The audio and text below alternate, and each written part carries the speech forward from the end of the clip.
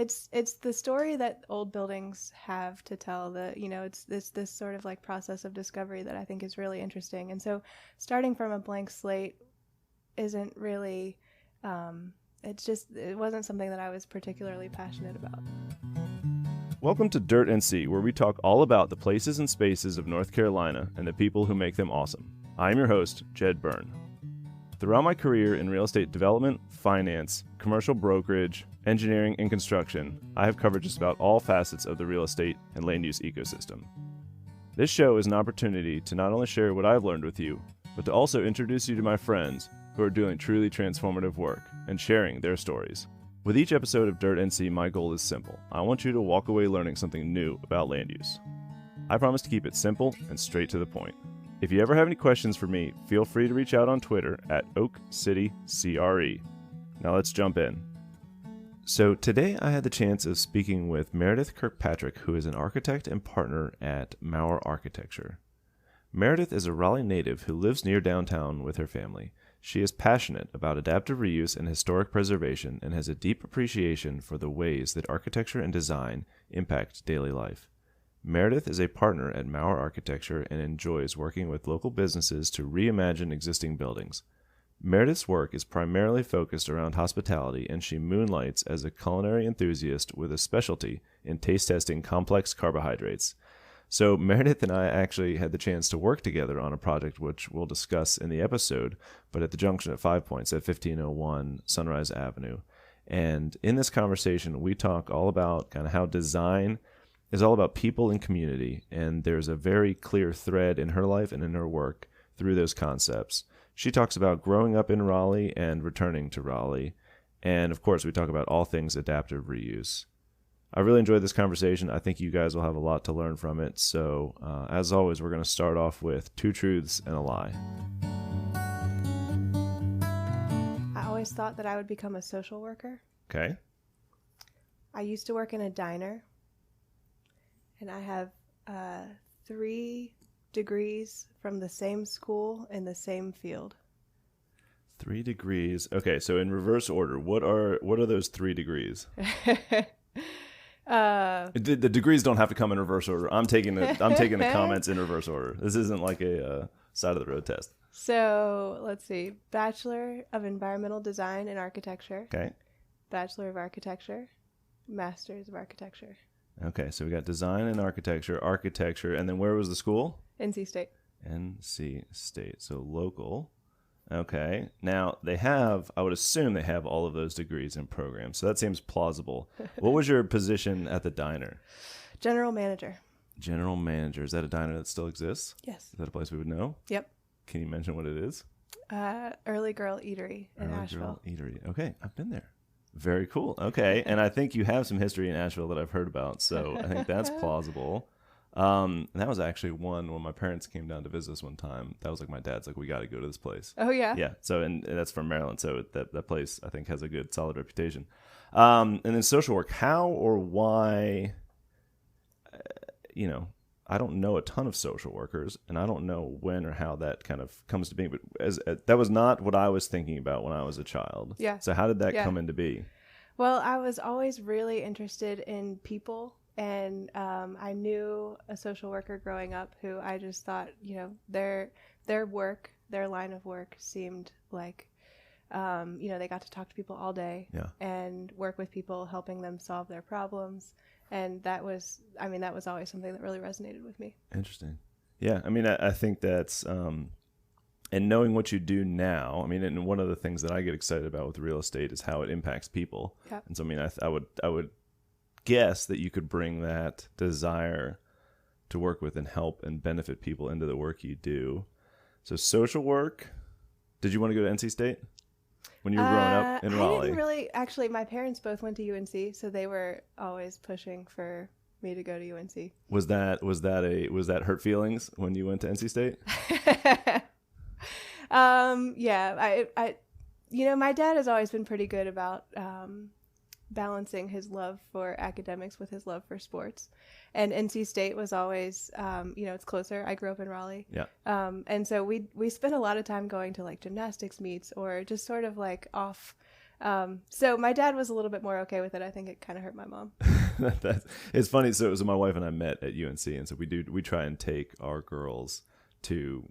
We try to balance it out because we don't want to be, it's like, oh, you have to go to UNC or else, because obviously there's lots of things that if our girls want to be an engineer, that's not an option. Lots of different things. And so we do the same thing. We've been at gymnastics meet, went to softball games. Also, and it's fun. It's a blast. So, okay. So social work, I think, is true. I think that thread carries through to your career now. The diner, I'm going to go with true.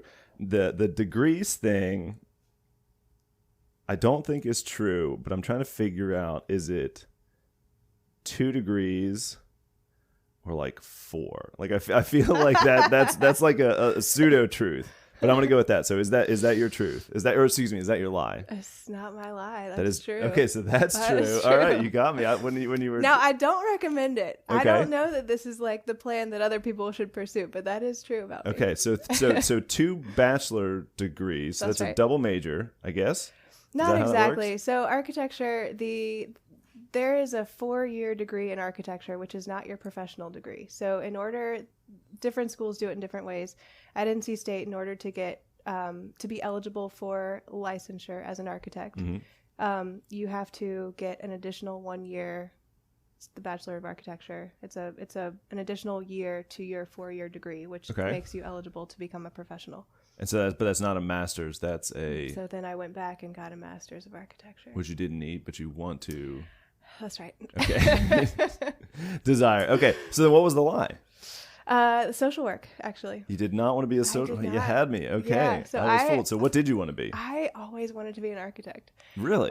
Yeah. This is like funny to think back on, but I was the like 6-year-old who would wake up on Saturday morning just like thrilled to watch Bob Vila on This Old House. Okay. So again, as like a through line and knowing what you do now, that's pretty incredible. It is. Right? I can't imagine that many people do that or say that. No, I can't either, which is why it's pretty funny to think back on. But yeah, I knew I wanted to be an architect before I knew that architecture was a profession. And growing up playing, basically all of my play as a kid, I think back on it, and it all like sort of circles back to architecture, like Barbies. It wasn't the toys to me. It was like building houses out of like shoe boxes and like finding different blankets to be like the different floor materials and that's amazing. Building. I had a best friend who lived 2 doors down, and we would go there was a creek across the street from our house, and we would go down there and spend like hours building these like mud forts. And so it's architecture manifesting in all these different ways. But so have you had that conversation with your parents about Bob Vila? Like I would imagine, because if my daughters came in and were like, hey, we want to watch Bob Vila, I'm thinking like that's a little strange. Did they have any thoughts, or what did they think about that as a kid? I think my parents are both scientists, so they're like, they were pretty encouraging. Go for it. If you have this like really niche or special interest as a kid. We didn't really talk much about it, but they did a pretty good job of like trying to be open-minded. They didn't want to push me in one direction or another.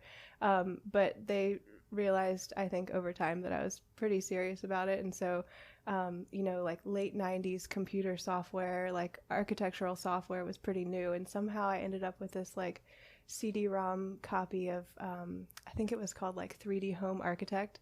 Interesting. And it was like, the precursor to SketchUp. So it's a real basic like computer modeling. And I just thought it was like the most amazing thing ever. And it came with this like little booklet of house plans. And I just went to town. Went to town on the computer. I mean, that's right. It's kind of amazing when you think about what's possible now for kids, right? So now, I mean, you could go on to SketchUp and have a free SketchUp plan. Assuming you have the internet and a computer, or I guess a tablet or something. Yeah. And you can do some pretty intricate design, and the ability to engage in that. Goes well beyond mud forts, and I mean, kids can still do that, and hopefully they do. But you have all these tools at your disposal, which is pretty incredible. It seems like it must be harder to be a kid at that age now, because you have to, like, as a kid, you have to filter that stuff out, because there's just so much available to you.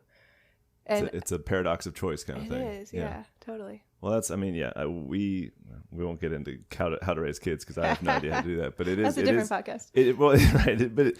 But you do. I mean, right. Choice is a good thing, but you do kind of wonder if there's too much choice and too many opportunities, Yeah. too many events, too many sports, too many things. And again, like our girls don't, romp around the neighborhood and play, and I don't know if that's just our kids or it's everybody, but it seems that maybe things have changed, and I don't know if that's a positive or a negative. All right, so with that, why don't you tell us who you are and what you do?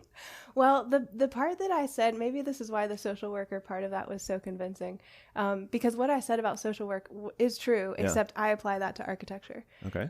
And so to me, what I do is architecture. I'm an architect in Raleigh. I grew up in Raleigh. I lived in Asheville for a while, but we moved back. The Raleigh pool is really strong. Our families are here, and this is where I want to be.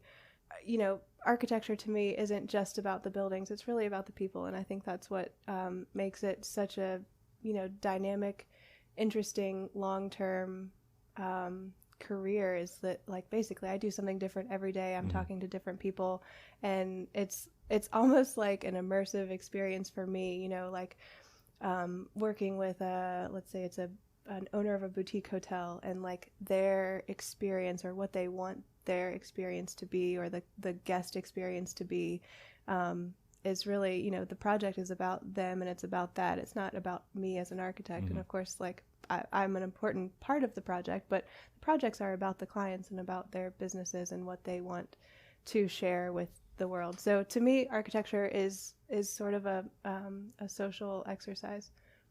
Is there, do you find, so you're Maurer Architecture, downtown Raleigh, you left for a bit, but you came back. The pull is strong. I would believe that. I did not grow up here, but I would believe that's true.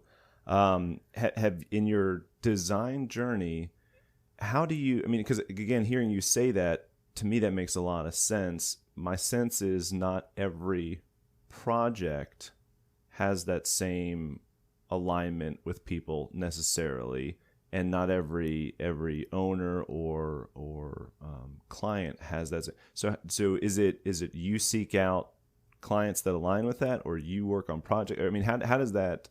How do you find that kind of overlap? Because I would guess that's not always the case. That may be more about me. It may be that I sort of seek that out in projects, whether it's sort of there in a tangible sense or not. Yeah. But that's why my work is important to me, is that's sort of what I put into it and get out of it, is, the relationship with people. So I think on a basic level, what I try to do in every project, whether it's, some somebody's life work, they've always wanted to open this restaurant or whatever it is, whether it's that kind of a project, or, a really simple, this is going to be a super straightforward office upfit, and it is what it is. But to me, the sort of heart and soul of the work is figuring out, there's challenges in every project. And so figuring out what the challenges are, and then, reading people or understanding people and how they use space.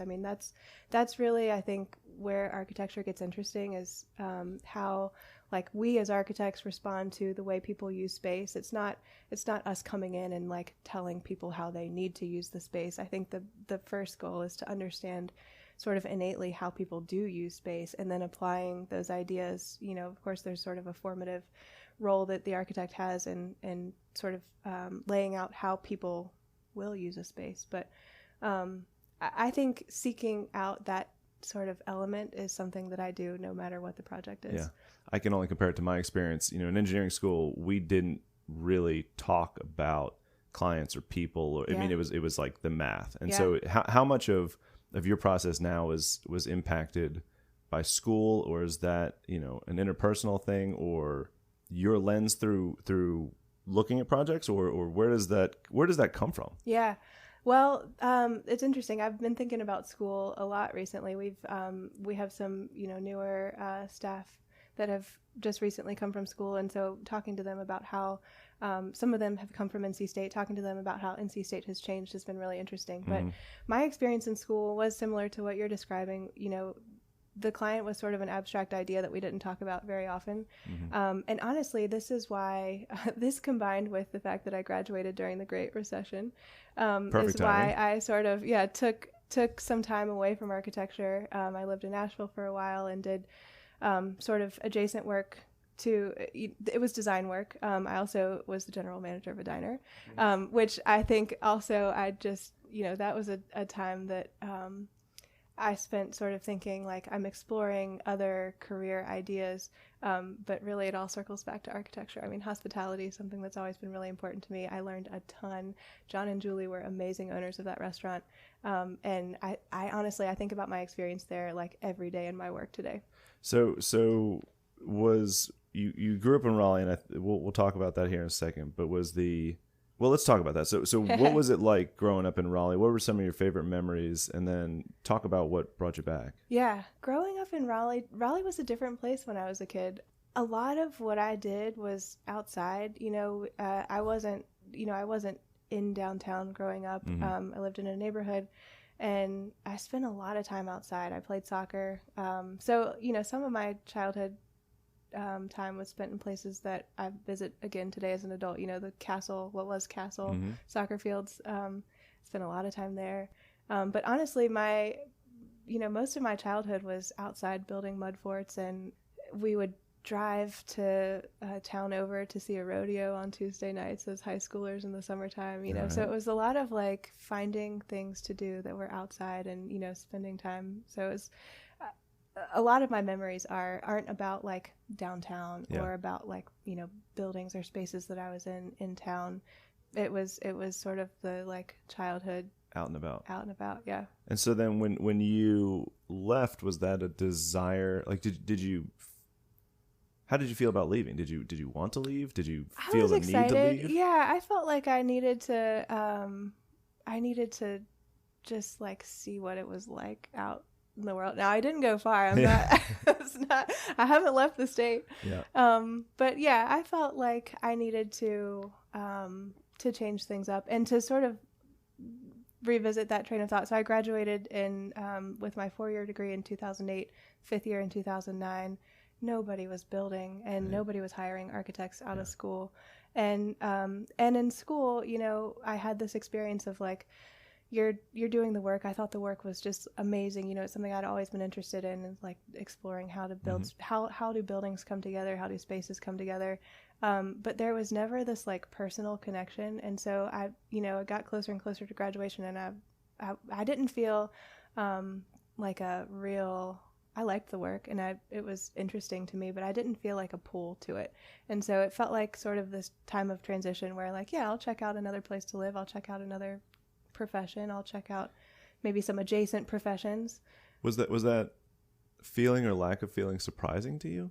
I mean, because given the 6-year-old Bob Vila to however old you are in 2009. Yeah, it's been a long sort of journey of discovery, and what I've kind of circled back to is it's not, we had projects in school that was like, here's this site out by RDU, by the airport, and it's like it's surrounded by highways, and it's this like blank slate of grass. Here's the site for the project. Now like design a building. It's going to be a transportation center. And I thought that was interesting, but there was never this like connection to context, or there wasn't a client involved. And so I sort of over time have realized that really it's like the historic buildings or existing buildings. This is sort of the Bob Vila love, or whatever you want to call it. But it's the story that old buildings have to tell. It's this sort of like process of discovery that I think is really interesting. And so starting from a blank slate isn't really, it wasn't something that I was particularly passionate about. So where did you said you didn't feel that connection. Where did you discover that connection to either the work or the people or the buildings? Well, I would say, Asheville was the work that I was doing while I was there. So we were there for 3 years, and hospitality work. So I worked in a couple of restaurants, and then I was the GM for the restaurant for, I don't know, maybe 1.5 years or 2 years. And I was also working for the Asheville Design Center, and we did a sort of wide variety of work, but the projects that I really was on sort of long term were partnering with small towns in the area, so other smaller mountain towns, and teaming up with a group of professionals. So we were sort of the design arm, but we also worked with economic development professionals, folks from the state. We partnered with other nonprofits.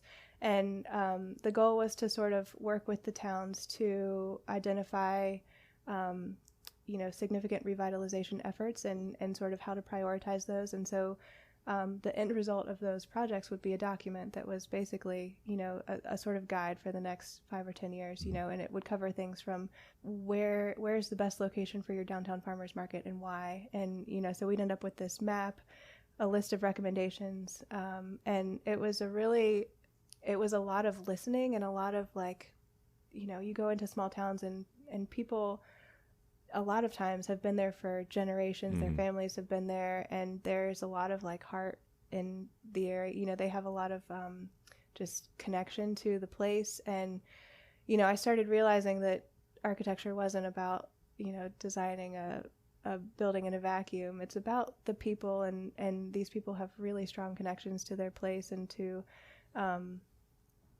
not just the buildings, but their professions are there, their families are there, they went to school there, or whatever it is.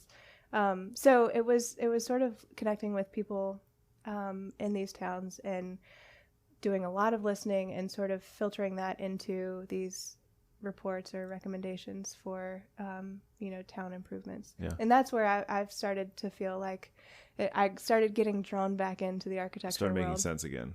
Yeah, exactly. And I do think, it's we have some shared history on adaptive reuse, but I think it's one of the interesting things. I could see the difference in problems, right? Or the trouble when you're looking at a blank slate, there is just a big lack of context. And I think sometimes you have to bring that context to a place or to a project or to an idea. And oftentimes part of that delivery process is having to build in flexibility, because if you have to bring all the context, you can get it wrong or things can not work out. So you have to have this flexibility where if you're starting with a structure or a place or a history or people, I think you just have a lot more to go off of. That's and true. A lot more kind of inherent interest that you're revealing instead of trying to make it interesting. That's true. Yeah. So how did you get? Where was your? I guess it doesn't have to be your first adaptive reuse experience, but where did adaptive reuse kind of enter your life? Officially, adaptive reuse entered my life when I started my work at Maurer. Unofficially, I'd say it started, in these explorations in small towns. But adaptive reuse, and I think. Well, actually, I started my work at Maurer working for Tightlines. Okay. Tightlines is a sister company to Maurer Architecture. It's affordable housing focused. And I had this, since, graduating with my master's degree, affordable housing was really, felt like it was a calling to me. And through my work at Tightlines, I did some new construction and I did some existing buildings. And it was actually... I think going with David traveling to towns, a lot of our work then was in eastern North Carolina, so Goldsboro, going with David to visit places where, it wasn't necessarily affordable housing specific, but starting to look at ways of bringing housing back into these downtowns where these, amazing historic buildings that have been preserved, but are pretty underutilized in the sense that a lot of the upper stories are sort of capped off. They've been, they've become storage, or they're just sort of sitting vacant. And it was during those early projects with David for Tightlines that I started realizing, I don't think it's affordable housing new construction. It's really about, finding ways of bringing housing into or back into these small urban areas. And so those, I don't know that it was one project specifically, but that was actually when David and I sat down. This was probably a year into my time at Tightlines, and we're like, I think he knew it already, but because I think he could really see that it wasn't my interest necessarily in the Tightlines work, but it was really this work that Maurer Architecture was was starting to do more and more of. And this has become David's real primary focus. He has relationships with towns across the state, and he does a lot of traveling and working with people to reimagine what these historic buildings could be again, sort of unpacking what their history and what they were. I mean, you go up into some of these and it's like a time capsule. There's I worked on a project in Sanford where the second floor had been totally closed off, and we went up and there was like a cane-backed wheelchair. It had been a doctor's office, and there had been a pharmacy downstairs, and so all of the like doctor's office paraphernalia was still there on the second floor. So there's this like old wheelchair. There are these like tiny rolls of prescription labels that, I mean, amazing, from like, 1910 or something. Really incredible. So you've discovered this interest. You've got your kind of vision for, I guess, your professional life back. What are some of the, and this can go kind of two ways, but what are some of, in your mind, the benefits of preservation, adaptive reuse, taking what either was something and bringing it back, or taking something that was something else and kind of transitioning it, from a pharmacy to residence or something like that? I mean, what are the, in your mind, the positives of preservations, and then preservation? What are some of the challenges that come along with that? Yeah. So some of the positives, there are a few, I think, primary reasons that I think preservation is really just incredible. On one hand, there's a saying, the greenest building is the one that already exists. And so there's a sustainability component to it.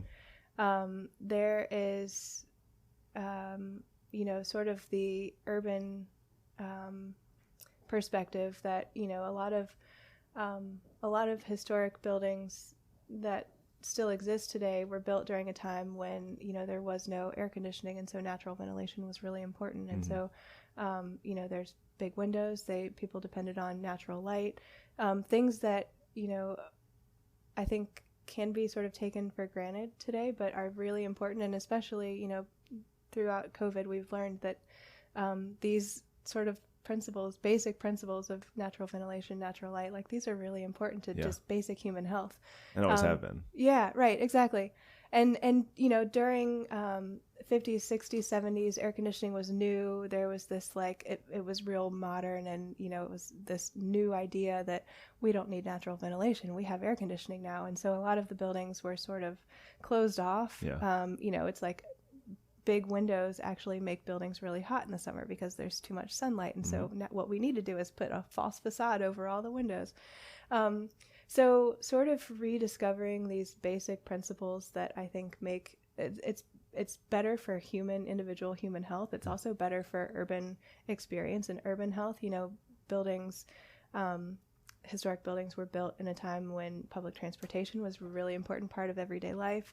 So they're close together, they're at a human scale, they're approachable, and there's an element to historic buildings that I think is just, it's good design in the sense that it's approachable, it's human scale, it's urban.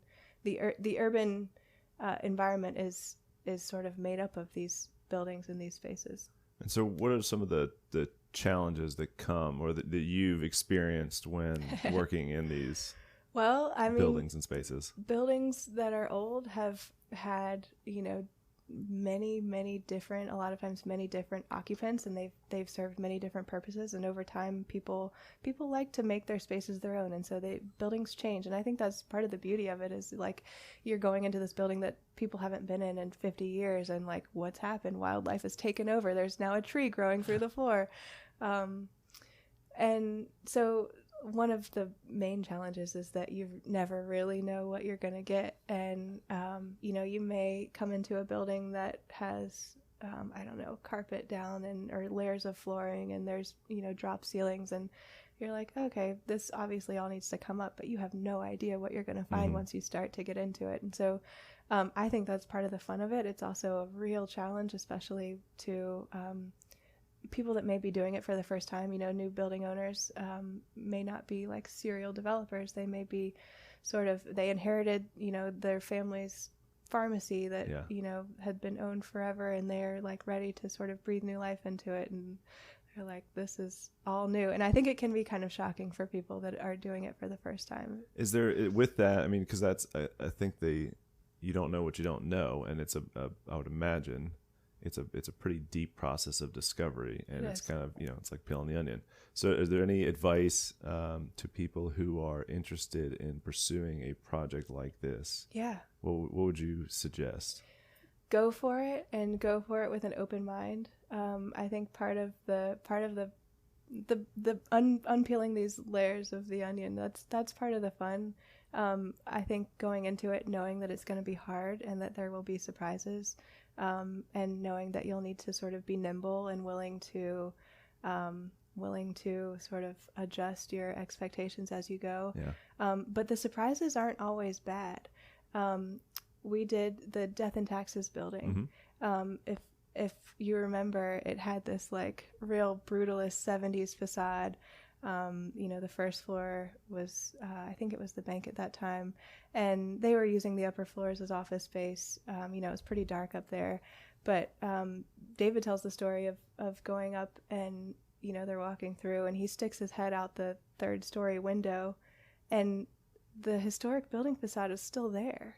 And nobody had known it. All of the wood detailing, and a lot of it was pretty damaged and needed significant repair, but the bones of it were there, and nobody knew it because this thing had just been covered up for decades. Yeah. So a lot of times, the surprises aren't bad. They're like kind of amazing. And I think that's part of like what really is fun about this work. Well, that's again, in my experience, for most developers, surprise isn't always, the people think of developers as kind of really risk tolerant, and I think they are, and risk is part of the game. But my experience has always been like, yes, there's going to be risk, but you're constantly trying to reduce risk, and that's the strategy. Absolutely. Is you just know it's going to be risky. So how can we de-risk that? And I think that's one of the tensions with preservation and adaptive reuse, where it's like, well, we just don't know, and there's gonna, it could be good, it could be bad. And I don't know that I ever saw the before. I'm sure I did, but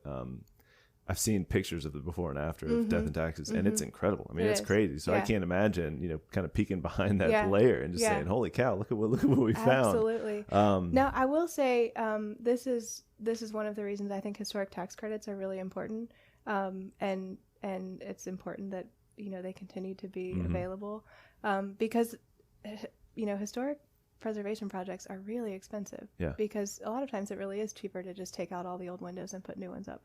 And so the historic tax credits, the goal is to encourage this sort of redevelopment, but to sort of help offset the cost. And, hopefully it's not just offsetting the cost, but it's actually making these projects work, and it makes them work well. Yeah, make them viable. I mean, so that was another question I wrote down. Like, is there, this can go one of two ways too, is like, is there something to, if you want to imagine a world where there's more adaptive reuse, more preservation, and again these buildings and story and history kind of are maintained, is there something that we as a community can either take away, like have we put something in place that makes that difficult as a community, or is there something that we can add? So it's kind of like, if we got rid of this would make it a lot easier, or if we added to this, it would make it a lot easier. Are there any things that you would kind of magic levers that you would pull, or?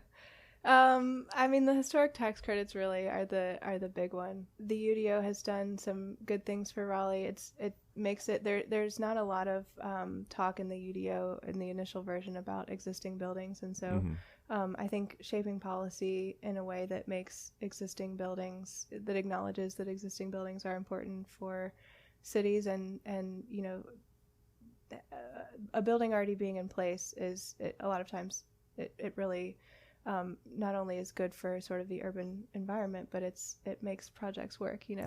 I think about well, I don't know if we want to get into this right now, but my husband and his businesses, when we moved back to Raleigh, and so who's your husband, for those who may not know? So my husband is Sam Kirkpatrick. He is one of the owners of Bolted Bread and Benchwarmers bagels.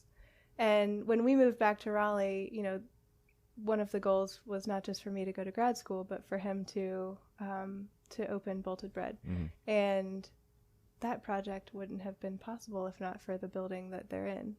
And so I think for not just for building owners, but what is it about? What is it when you say that? I mean, I think I know, but what about the building? Or what about the space? Well, what was it that made it work? So Sam and his partners knew that they wanted to open a bakery. Mm-hmm. They knew that it needed to be in Raleigh because of, they knew the place, they knew the people. And it turns out that that's a really helpful thing when you're opening a new business and you've never done this before. So they really, I think, leaned on their, community and depended on that to make the business work. So they knew that they wanted to open the bakery. They didn't know where it would be, and so they spent a long time, looking at different spaces. And basically, what they were looking for was a small building that was affordable and in a place where people from a neighborhood could walk. Yeah. And that's a pretty tough thing to find. And they had a few other spaces that they were looking at, but the space that they ended up in on South Street, adjacent to Boylan Heights, near downtown, I mean, it was really like it checked all the boxes. Yeah. And so I don't think that project would have been possible really if they, if there weren't these sort of small commercial spaces available for them. So I know that, these existing buildings are just important for supporting, small local businesses. Well, that's the, one of the things that I think about, and it frankly scares me, is, you hear often in community people say, oh, well, we like small businesses. We want to support small businesses. We don't like chains.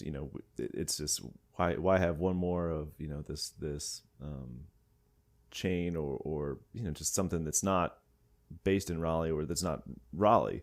But then you also see, in my opinion, a lack of support for like newer small spaces. Mm-hmm. and you kind of can't have it both ways. Like, well, we want new shiny buildings and that's a good thing. Mm-hmm. But we also, if you look at what gets built, you're not seeing much in the way of smaller spaces. That's true. And you're not seeing much in the way of infill. And if it's got to be behind a sea of parking, or just there's all these things that we kind of do. They don't seem to match up. And I use Bolted Bread as an example when I tell people, it's like, if they didn't have the chance to succeed, if they didn't have the chance to give it a shot, like there's no, I don't know that there's any way that you would have known, okay, Bolted Bread is going to turn into what it is today. Yeah. Kind of like a household name that everybody talks about, everybody loves. That only happened because, they worked really hard, but had an opportunity to go into a space. And if that didn't exist, if that space had to be somewhere way outside of town, it might not have worked. If that space had to be, I don't know how big the bakery is, but if it had to be 4 times that size, and that was their only option, right, it might not have worked. There's all these different things.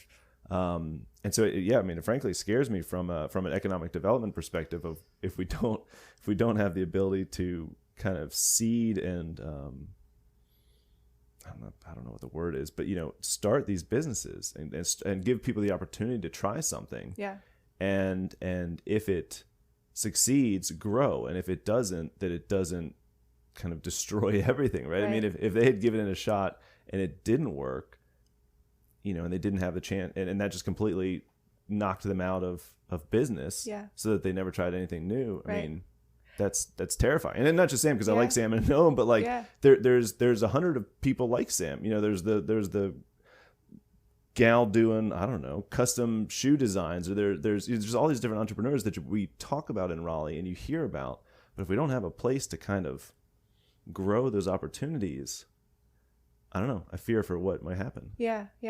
Well, it's interesting that you say that, because I think that really was, Bolted Bread, they had this vision for what they wanted it to be. And I knew, I had eaten the products that Josh and Fulton was the other partner when they opened.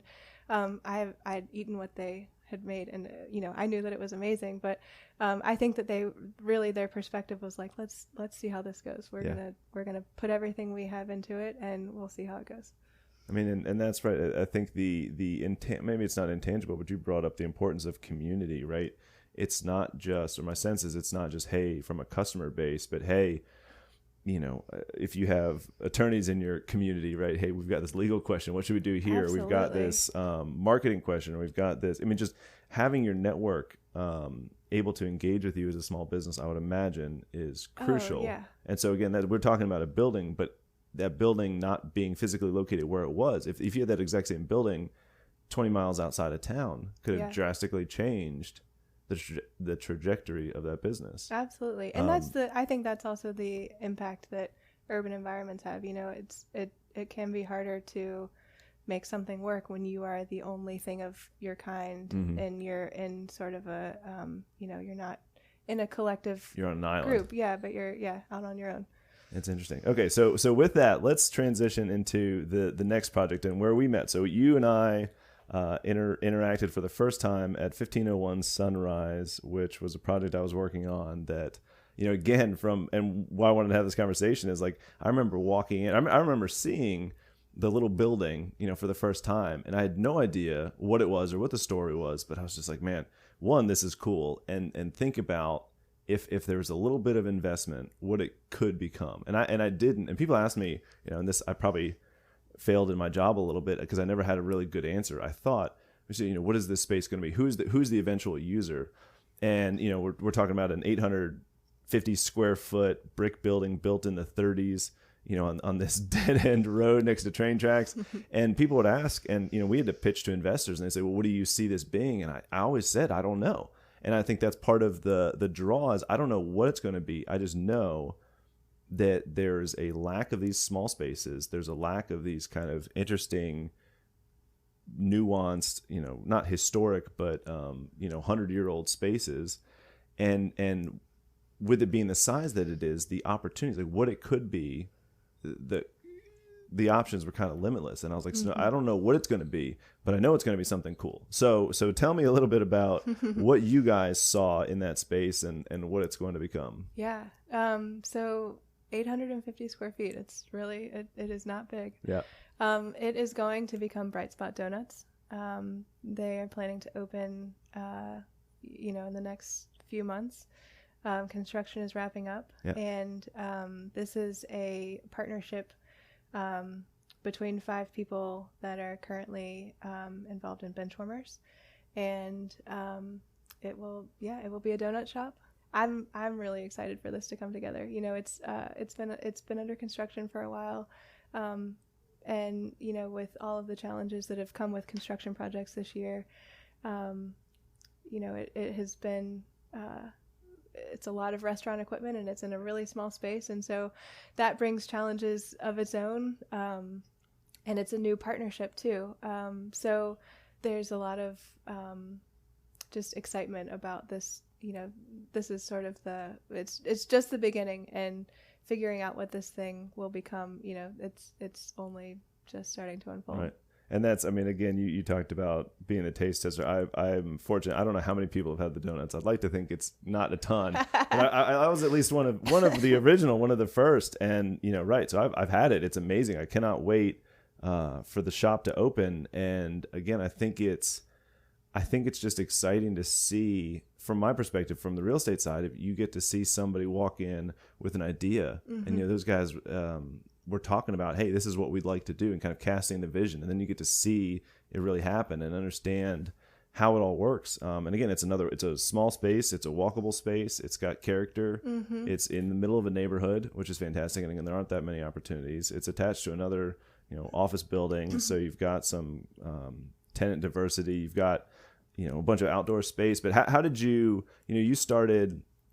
When you came into the project, it was just kind of a box. It's not square, but that's a different story. But it's a blank box. How do you think about what it should or what it wants to become when you see it from a design perspective?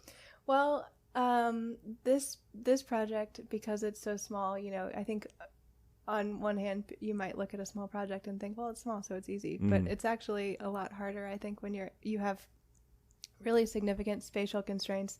And there's a lot that you need to do in a space. And so There was definitely a lot of exploration in the beginning, because one of the challenges is this is a new business. It's not, a copy and paste of a business that exists, and it's a new partnership too. And so they're sort of figuring out what the business wants to be while I'm figuring out what the space wants to be or needs to be. And so it was a lot of exploration, and I think because of the small space, you do sort of end up with, I ran through, many iterations, and they were basically all throwaways. Very clearly, this is not an option, this is not an option, this just doesn't work. And so we came to the floor plan that we have today, and it's like, well, this is it. This is the one that works. It's gotta be. Yeah, because you have, just the number of pieces of equipment. It's like you start putting it in the space, and it's like there are only so many ways you can make this actually work. But I think getting into the details of it, understanding how products are made, there's sort of the dough side of things. There's I think their menu will include some other items that aren't just donuts, and so there's a food prep side of things, and then there's the actual cooking. And then there's the display and customer experience and the coffee side of things. So there are lots of there's a lot of different kinds of production that happens in this really small space. And so to me, I think one of the most important things that I do in projects like these is understand who will be using this space primarily. It's not just about the guest experience; it's about the people that are going to be coming to work there for days and spending a lot of time in these spaces, and they really need to work. The space needs to work for the people who work there. So really understanding what goes into mixing or shaping or the different kinds of prep and production that happen in there.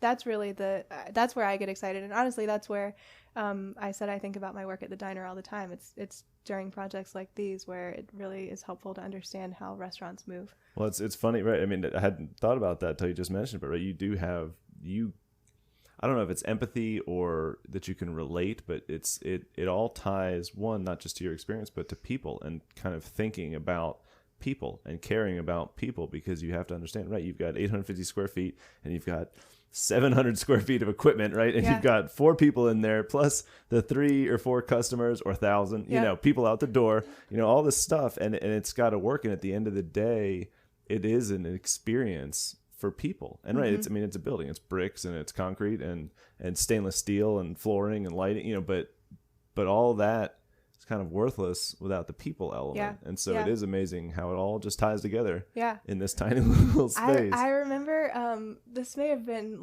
in my early college experience. I remember talking to an architect, and he said, I'm a part-time architect and a part-time therapist. And because the spaces are about the space, obviously, but they're really also about the people and the relationships that those people have, and you gotta figure it out. That's right. And right, the constraints are real, and I cannot wait personally to be one of the first people in line when the shop opens and go through that space and see what it's become. Because I was fortunate to have a sense of it before, and so then we'll get to see the after. Well, and you said that you had tasted the donuts, and Joshua, the baker, is this amazing, quiet perfectionist. And so I honestly haven't tasted that many donuts because he, in early, this is probably early construction when he started really getting serious about testing recipes. I think he's been making donuts for years and years. So, he's has this really incredible process, and, there's a lot of science that goes into baking. So he has spent a lot of time developing these recipes. But he, in early construction, he got really serious about it and started making donuts, and he would bring them around, and quickly he was like, I can't, this isn't these aren't the donuts. This isn't it yet. I haven't figured it out. And so he went back and, quietly was testing, in the back corner, not sharing with anybody. And so it was months and months of Joshua working on the recipe that I didn't see or taste a donut, and just a couple weeks ago, Sam brought home 3 donuts, and I was like, man, you taste the early donuts and you're like, this is the best donut I've ever had. And he's like, it's terrible. Like, this isn't All this right, isn't so going to be the one. The ante has been raised, is what you're saying? So he has just recently, I think, closed in on the donut formula that he's really happy with, and they really are incredible. That's amazing. Yeah. And so right, if this was, I don't know how many months ago that I got to taste them, Yeah. but it was a while. So I think I was an early iteration. Yep. Definitely sold me. So looking forward to the new and final, and my sense, again, knowing what I know about the team is there's a constant pursuit of not perfection, but like the just making things better. I mean, everybody across the board on the team, yourself included, was never someone to present, oh, this is good enough. Like, this is, how can we make this the best that it can be and continue to make it better. So right, it's I'm excited, and I think hopefully soon we'll get to, I guess they'll get to share it with the world. We'll get to experience it. So with that, is there anything we didn't cover that you wish we had talked about? Any kind of final thoughts? Final thoughts. I think really, we touched on this, but I think community really is what it's all about. Mm-hmm. And connections to community and figuring out how to bring people together. I mean, that's what these spaces are about. That's what these businesses are about. Awesome. Is there what about a final call to action? Do you have anything that you wish people listening would go do, read, see? Yeah. Take a walk. I think that's the thing to do. And I know people have been spending more time outside, in the last year probably than they ever have before. But taking a walk and really observing, experiencing, whether it's your neighborhood or your city, but really, observing what you appreciate about your spaces. I like it. Take a walk. And that's, I've in life, I've always been surprised when I stop and walk. Just what a different experience you have of the same place. I mean, Absolutely. Just even downtown, walking around. Yep. You always learn. Open your eyes, look up, look around. That's right. Awesome. Well, Meredith, thank you for your time. Appreciate it, and look forward to tasting some donuts here shortly. Thank you. As always, I'm so grateful that you have chosen to share this time with me. If you ever have any questions about Dirt NC or any land use related issues, you can reach out to me on Twitter at OakCityCRE. Also, if you're looking for a simple and straight to the point weekly update on commercial development in Raleigh, you can subscribe to my newsletter at www.oakcitycre.com. Until next time, thank you.